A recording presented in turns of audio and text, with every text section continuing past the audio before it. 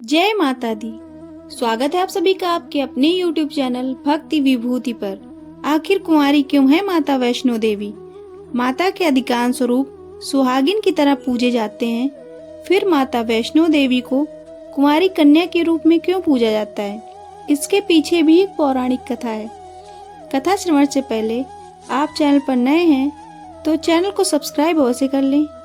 Video अच्छी लगे तो वीडियो को लाइक और शेयर करना बिल्कुल ना भूलें। तो चलिए शुरू करते हैं आज की कथा। कथा इस प्रकार से है। त्रेता युग की बात है।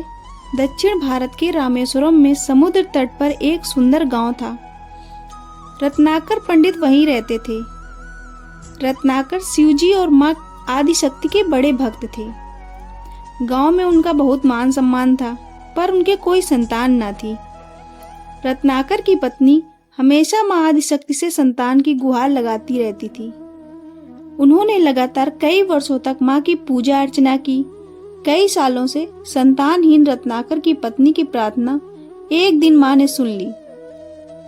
वह गर्भवती हुई तो एक रात रत्नाकर के सपने में एक बालिका ने आकर कहा, मैं तुम्हारे घर आ रही हूँ, पर एक शर्त पर। मैं जो कुछ करना चाहूँ रोकोगे नहीं। पुजारी और सिद्ध पंडित रत्नाकर को यह आभास हो गया कि मां आदिशक्ति के सत, रज और तम को दिखाने वाले तीन रूप महासरस्वती, महालक्ष्मी और महादुर्गा ने मिलकर ही इस कन्या का रूप लिया है। नियत समय पर इस दिव्य कन्या का जन्म हुआ। रत्नाकर को यह भी पता चल गया था कि यह कन्या मां आदिशक्ति ने धर्म की रक्षा के लिए ही प्रकट की है। रत्नाकर उसी भाव से कन्या का लालन पालन करने लगे। तीनों महाशक्तियों के मिलने के उस स्वरूप को उन्होंने त्रिकुटा नाम दिया। त्रिकुटा का स्वभाव जन्म से ही अनूठा था। बचपन से ही वह पूजा पाठ और धार्मिक कार्यक्रमों को देखकर प्रसन्न होती।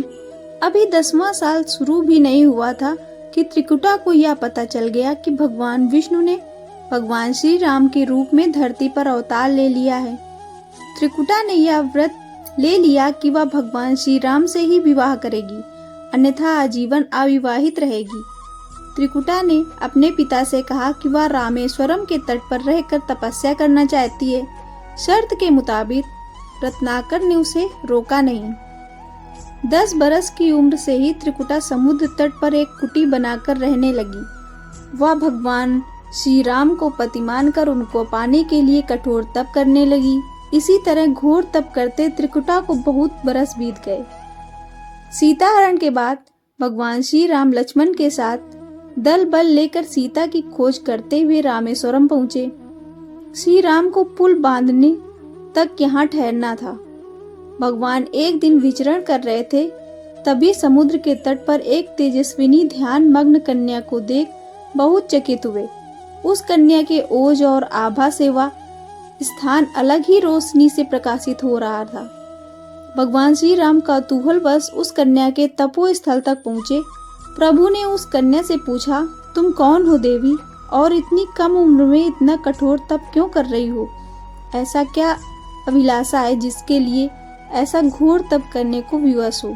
कन्या ने भगवान को विनय पूर्वक प्रणाम करके अपना परिचय पंडित रत्नाकर की पुत्री त्रिकुटा के रूप में दिया, फिर अपनी प्रतिज्ञा बताई।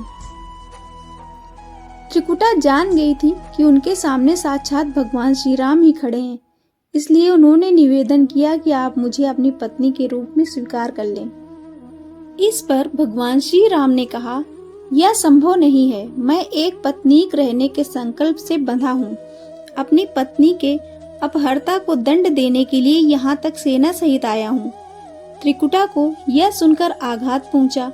उन्होंने अपने कठोर तप का वास्ता दिया और भगवान से विवाह करने की पुनः याचना की। त्रिकुटा ने कहा, प्रभु, क्या मेरा यह तप व्यर्थ गया? मेरे तप में वह शक्ति नहीं है कि आपको प्राप्त कर सकूं। मेरा तप अभी कम है तो मैं इसे और कठोर करूंगी और तब तक जारी रखूंगी जब तक मेरी अभिलाषा पूरी नहीं हो जाती। भगवान ने कहा, जब मैं सीता का पता लगाकर लौटूंगा तब तुम्हारे पास आऊंगा। यदि तुम मुझे पहचान लोगी तो मैं तुम्हारी इस बात पर सही निर्णय करूंगा। त्रिकुटा को इस बात से बड़ी प्रसन्नता हुई कि उसका तप सफल है। भगवान ने उन्हें वरण कर एक आश्वासन दिया है।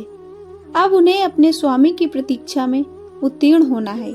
इस प्रसन्नता के भाव से भरकर त्रिकुटा का उत्साह और बढ़ गया। उन्होंने और कठिन तप करना आरंभ कर दिया। उनके तप का प्रभाव ऐसा था कि उनकी कुटी के आसपास का पूरा क्षेत्र एक अलग प्रकाश से प्रकाशित होता था। भगवान श्री राम ने रावण के साथ युद्ध कर उसे हराया। विभीषण को लंका का राजा बनाकर अपनी पत्नी, भाई और समस्त सेना के साथ वह अपने नगर को लौटने लगे। प्रभु लंका विजय के बाद पुष्पक विमान पर सवार होकर लौट रहे थे। उन्हें त्रिकुटा को दिया अपना वचन भी पूरा करना था। रामेश्वरम के तट पर पहुंचते ही भगवान ने विमान रुकवाया। सभी कौतूहल में पड़ गए तो प्रभु ने उन्हें कुछ पल की प्रतीक्षा करने को कहा। इसके बाद वह अकेले ही चल पड़े। सारी सेना भगवान की आज्ञा अनुसार वहीं ठहरकर उनकी प्रतीक्षा करने लगी। श्री राम ने एक अत्यंत बूढ़े ब्राह्मण का वेश बनाया और त्रिकुटा के पास पहुंचे। प्रभु उसके पास कुछ पल रुके, पर त्रिकुटा उन्हें पहचान न सकी। भगवान ने उन्हें अवसर दिया, पर उनकी लीला को देवी त्रिकुटा भाप न पाई। तब भगवान श्री राम अपने असली रूप में आ गए। उन्होंने त्रिकुटा से कहा, देवी, मैं आपको दिए वचन के अनुसार आपके पास आया था, परंतु आप इस परीक्षा में सफल न हो पाई। वैसे भी इस जन्म में सीता से विवाह कर मैंने एक पत्नी व्रत का प्रण लिया है, इसलिए तुम्हारे साथ विवाह तो असंभव ही था। देवी त्रिकुटा कुछ निराश हो गई। भगवान ने उनकी मनोस्थिति समझ ली और मधुर वचन में बोले। भगवान ने कहा, आपको निराश होने की आवश्यकता नहीं है। आपका संकल्प पक्का है, इसलिए मैं इसे खाली नहीं जाने दूंगा। इस युग में मैं व्रतधारी होने के कारण विवश हूँ। कलयुग में मैं जब कल्कि के रूप में अवतार लूंगा, तब मैं तुम्हें अपनी पत्नी के रूप में अवश्य स्वीकार करूंगा। तब तक तुम हिमालय स्थित त्रिकूट पर्वत पर जाकर तप करो और मेरे अवतार की प्रतीक्षा करो। भगवान ने उन्हें वरदान देते हुए कहा, तुम भक्तों के कष्ट और दुखों का नाश करते हुए इस संसार का कल्याण करती रहो।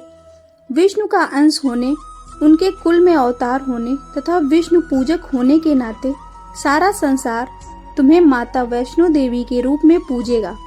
कलयुग में तुम्हारे लिए कुछ भी आदेय नहीं होगा। जो भी भक्त भक्ति पूर्वक तुम्हारी पूजा अर्चना करेंगे, उन्हें तुम सर्वस्व प्रदान करोगी। भगवान श्री राम यह वरदान देकर चले गए। त्रिकुटा श्री राम से मिले इस वचन से अत्यंत प्रसन्न थी। उन्होंने प्रभु के आदेशानुसार संसार के कल्याण के लिए संकल्प लिया। त्रिकुटा उत्तरी भारत के माणिक पर्वत श्रृंखला की 3 पहाड़ियों वाले त्रिकूट पर्वत पर तप के लिए आ गई। वहीं माता वैष्णो देवी के नाम से विराजमान है। श्री हरि का वरदान होने के कारण वैष्णो माता भक्तों की सभी मनोकामनाएं पूरी करती हैं, इसलिए माता का स्वरूप कुमारी का है। वह श्री हरि के कल के अवतार की प्रतीक्षा कर रही हैं। उस अवतार के बाद भगवान उन्हें स्वीकारेंगे और संभव है माता वैष्णो देवी को किसी अन्य धाम पर भी स्थान दें और उन्हें कुछ अन्य दायित्व भी दे दें। यह कथा दक्षिण भारत की बहुत ही प्रसिद्ध लोक श्रुति पर आधारित है। माता वैष्णो देवी के पास श्रद्धा पूर्वक भक्ति के साथ आने वाले भक्तों की मनोकामना माता अवश्य पूर्ण करती हैं। आपको माता वैष्णो देवी की यह कथा पसंद आई हो तो वीडियो को लाइक करें। ऐसी और अन्य कथाओं के लिए चैनल को सब्सक्राइब करें। धन्यवाद।